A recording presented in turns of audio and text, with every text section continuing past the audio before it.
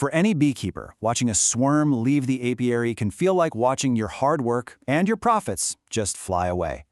But what if you could capture that explosive energy and redirect it? Well, today we're diving deep into a professional-level biological technique that does exactly that. It's called the flying swarm method. You know the feeling, right? The work in the hive just stops. You see bees hanging out on the front, and then, boom, a huge part of your workforce, and with it, your potential honey harvest, just vanishes over the trees. It's a massive problem, but the raw energy that drives a colony to do that is just incredible. The secret isn't trying to stop it, but to actually harness it. And that's exactly where the flying swarm method comes into play. You can think of it as a type of artificial swarm. It's a really brilliant yet simple technique that uses the bees' own biology against them, in a way. It stops the colony from swarming naturally, and instead channels all that incredible energy into building calm and, you guessed it, making a ton of honey. Okay, so here's how we're going to break this down. First, we'll get into the biological hack that makes this whole thing possible. Then I'll walk you through 3 different ways to do this step by step. After that, we'll rank them to see which one gives you the most honey. And finally, we'll cover the really critical aftercare to make sure both of your new colonies are going to thrive. So how in the world do we trick an entire colony of bees? Well, the whole method really hinges on 2 very specific biological principles that we can manipulate to our advantage. First up, and this is the absolute key to everything, forager bees have this incredible spatial memory. They don't navigate back to a specific box. They don't care about the color or the smell. They navigate back to a precise point in space, like a set of GPS coordinates where their front door used to be. So if we move the hive, they don't follow it. They return to the original spot. The second piece of the puzzle is the colony's division of labor. You can think of a hive as having 2 separate workforces. You've got your young, non-flying house bees. They're the nurses, the builders, the queen's attendants. And then you have the older, experienced forager bees, the ones who know the neighborhood and are responsible for bringing home all the groceries. And what's so important to understand here is just how separate their jobs are. The house bees, they can't go out and forage.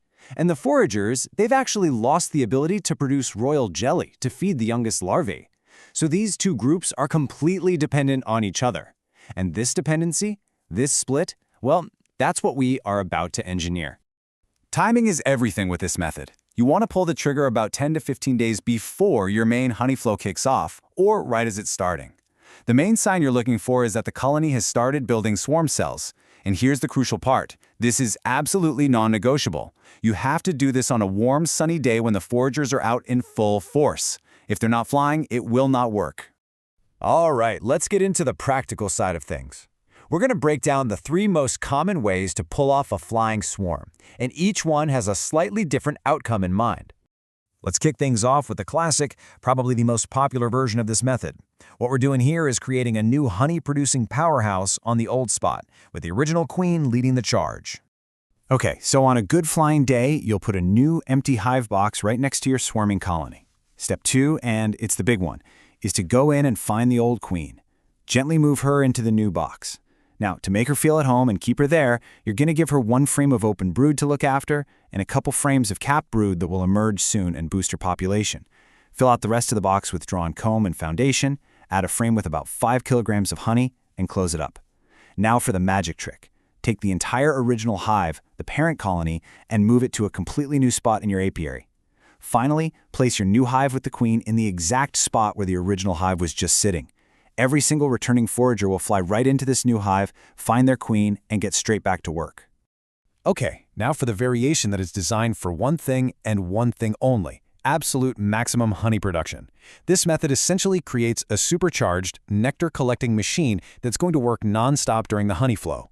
The setup starts out similar, but there's a really critical difference. You put your new hive, filled with drawn comb and foundation, on the original spot. But this time, you do not move the old queen. You leave her where she is. Instead, you introduce a riped, capped queen cell into this new hive. This can be one you've raised yourself, or maybe it's the single best-looking one from the swarming colony. You just gently wedge it between the top bars of 2 frames in the center. Then, you move the entire original hive, with the old queen and all of her brood, to a new location.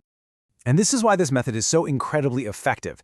That new hive is now absolutely jam-packed with every single forager from the original colony. But there's no laying queen and no open brood, which means there are 0 young larvae to feed. For the next 10 to 15 days, while that new queen emerges, hardens, and gets mated, that entire forager workforce has only one job: collect nectar. The result is just an unbelievable, massive honey surplus. All right, our third variation is a pretty common choice, especially for beekeepers who, let's be honest, have trouble finding the queen in a big, boiling colony. This method uses the pheromones from the brood itself to hold the flying swarm together. So for this one, you're going to move a few frames of brood, let's say 2 frames with eggs and young larvae and another 2 with capped brood, into your new hive. Now the critical step here, and I really can't stress this enough, is you have to inspect every single square inch of those frames to be 100% certain the queen is not on them. If you have to, shake all the bees off, but you have to be sure she stays in the original hive. Then you fill out the box with Kalman Foundation and do the swap. The new hive with all the brood goes on the old spot, and the original hive with the queen gets moved away. All those foragers will return to the old spot, and they'll stay because they smell the presence of the brood. So there you have it, 3 different strategies. But when it comes down to what ends up in your honey buckets, well, they are definitely not all created equal. Let's rank them and see which method really delivers the goods. And the results are actually pretty clear-cut. The absolute highest potential for honey production comes from creating that flying swarm on a queen cell or a brand new mated queen. The classic method, the one on the old queen, is a very respectable performer, right there in the middle. And far and away in last place is the method that relies on brood, where the bees have to raise their own emergency queen. So let's dig into the why here. Number 1 is the winner because, like we talked about, the foragers are completely undistracted during that critical 2-week window of the honey flow. Number 2 is solid because it absolutely stops swarming, but that old queen gets back to laying eggs very quickly, which diverts some of the foragers back to feeding larvae. And number 3, well, it's the worst choice by a long shot because the colony ends up queenless for nearly a month while they raise and mate a new one. This causes a catastrophic population crash that the colony might not even recover from. So, a pro tip, if you have to use this method, don't let them raise their own queen. Give them a quality mated queen or a good queen cell just a few hours after you do the split. Now, this technique is incredibly powerful, but we have to be honest. It's a huge biological shock to the system. We've just created 2 very unbalanced colonies, and that parent hive that we moved, it's now in critical condition and needs immediate help to survive. This number? This says everything you need to know. The second you move that parent hive, it has exactly 0 foragers left. Every single bee that knows how to collect nectar, pollen, and, most importantly, water has now gone back to the old location. And this is the most immediate, urgent danger. That parent hive is now full of young house bees and thousands of helpless larvae. With no water coming in, that brood will dehydrate and die. This isn't a maybe, it's a biological certainty if you don't step in. So here is your immediate to-do list for that parent colony you just moved. First, give them a frame of water. You can literally just pour water from a bottle into the cells of an empty comb. Make sure they have plenty of honey or syrup to eat. And finally, you have to solve their queen problem. You can either introduce a new, mated queen in a cage, or if you left them with their original swarm cells, you need to go back in, find the very best-looking one, and destroy all the others to prevent afterswarms. So let's just bring this all home. The flying swarm method is a disciplined, almost surgical technique. It's a major intervention, there's no doubt about it. But when you do it correctly and you follow through with the proper aftercare, it is still one of the most reliable ways to turn that raw, chaotic energy of a swarm into actual, tangible kilograms of honey. The key takeaway here is that by understanding the biology, that forager GPS, and the colony's division of labor, you now have the tools to make a really strategic choice. So, which will it be for you?